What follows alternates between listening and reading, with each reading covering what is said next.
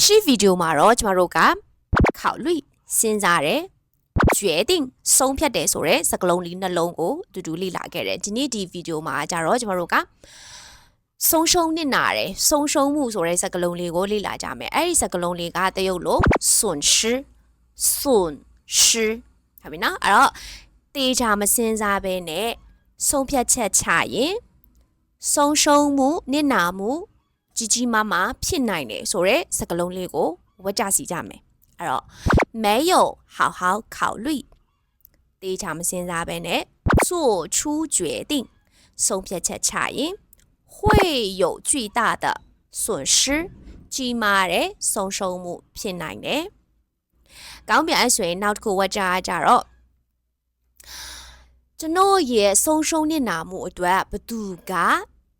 ရော်ကြီးပြီးမှလဲဒီဝတ်ကြလေးကတော့လွတ်လွတ်တဲ့သူတွေအတွက်အရေးကြီးမယ်လို့ထင်တယ်အဲ့တော့ကျွန်တော်ရဲ့ဆုံးရှုံးမှုအတွက်ဘသူကနစ်နာမှုရော်ကြီးပြီးမှလဲနစ်နာကြီးပြီးမှလဲပေါ့နော်အဲ့တော့